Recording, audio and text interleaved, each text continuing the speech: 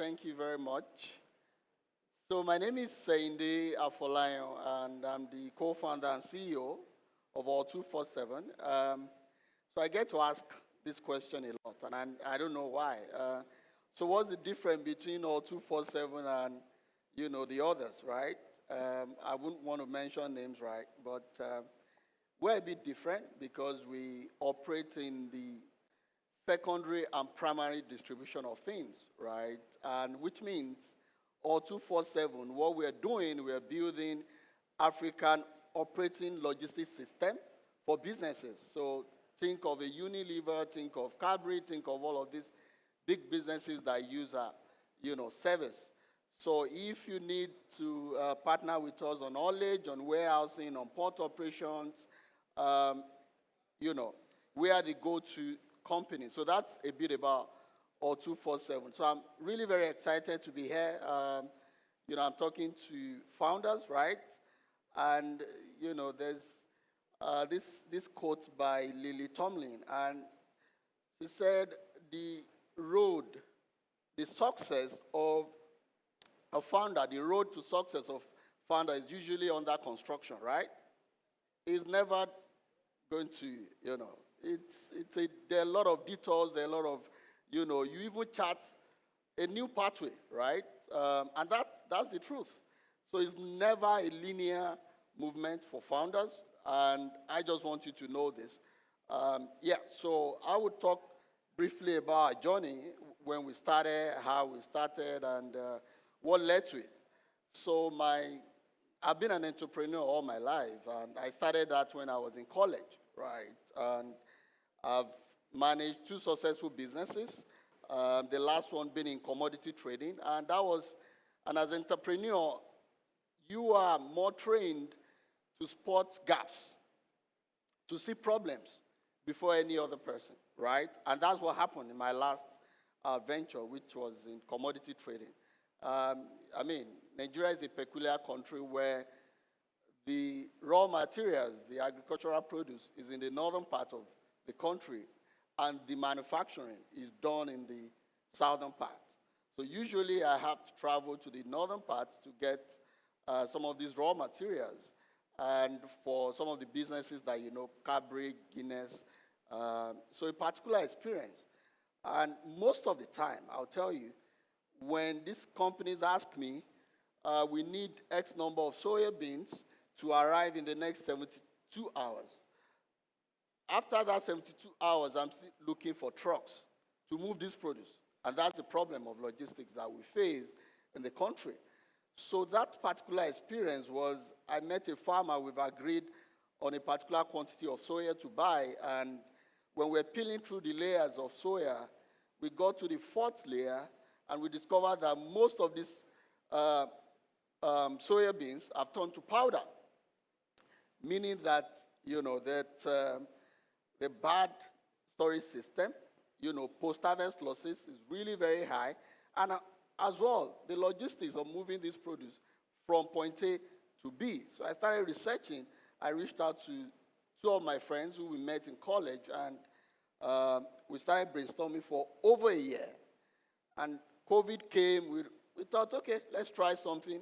Let's see what we can do with COVID. Let's even test the model. And here we are. We've been 5 years on the journey, and it's been really, really tremendous. We've been growing really very fast. And one of the key things that we realized in logistics is that 3 key things are currently shaping the landscape. Number 1 is the globalization, right? There's a lot of easy movement now that is being, promoted among countries, even within the country. Second one is the change in consumer, behavior, right? Consumer needs their product, and they need it now, right? So that's another key thing. And of course, technology. So what are some of the barriers that we saw early? And I won't kid you to say it was smooth sailing. It's still something that we're figuring out every time, right? And when we started with just, solving small but very important, key aspect of logistics, We're not going to be doing all of the big things that you guys think about. But because we noticed that there's a lot of trust deficits within the ecosystem, right?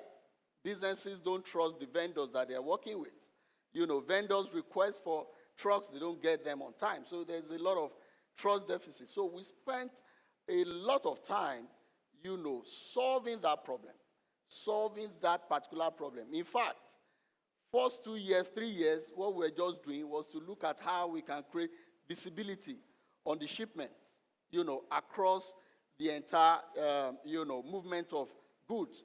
So for us, we were able to solve that. And that was like the turning point.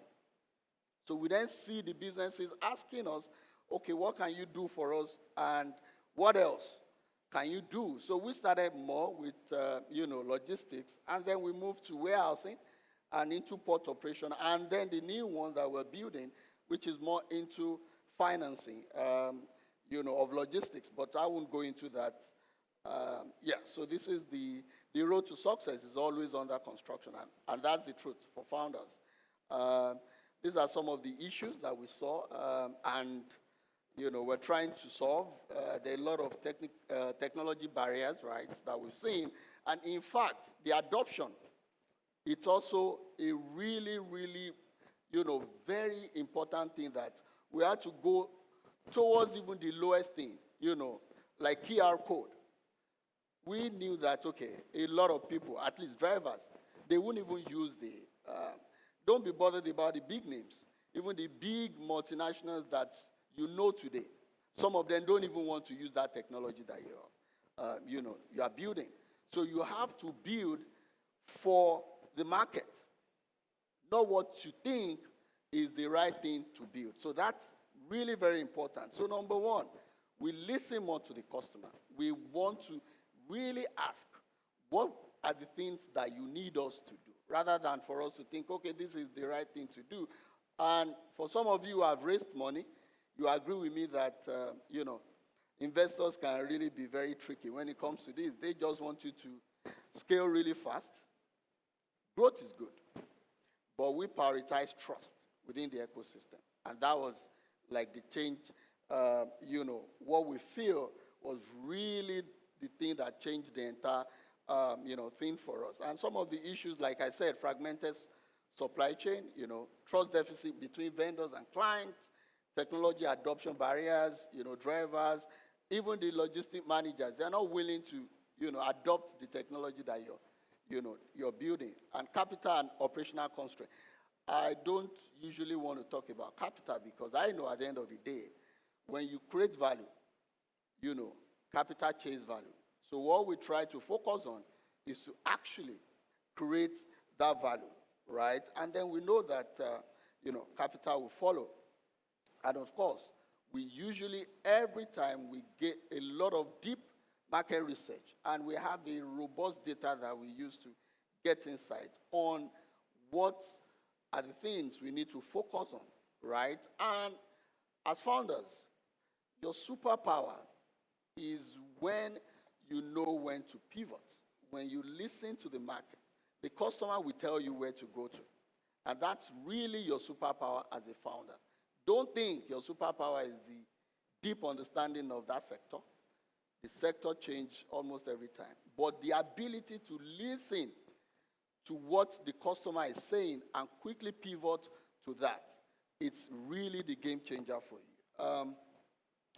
So along the line, just like I mentioned, we tweak some of the business models just to make sure that we're speaking to the heart of the problem. And, how do we measure some of this impact? Just like I said, growth is good, but we prioritize trust over growth. And we've been growing really very fast. We're doing, 3x year on year since we started, and we're still growing, right? But that's really not our focus. Our focus is how do we make sure that this customer that we're working with trusts us enough to give us more,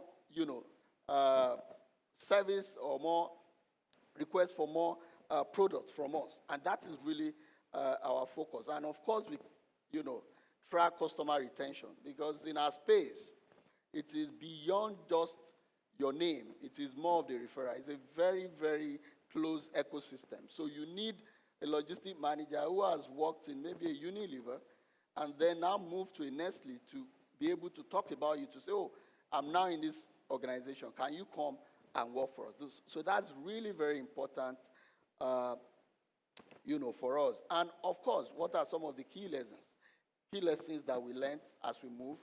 Number one is that, and I always hear this a lot, some of the founders will want to talk to me and they say, oh, can we sign NDA so that I don't share my ideas, so you know. And I'm wondering, look, idea is just idea. That's the truth. Thousands of people have the same similar idea that you're thinking about.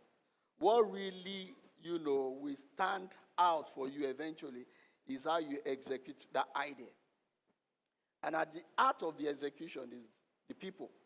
How do you treat your staff? How do you manage your employees? How do you make them to understand the vision?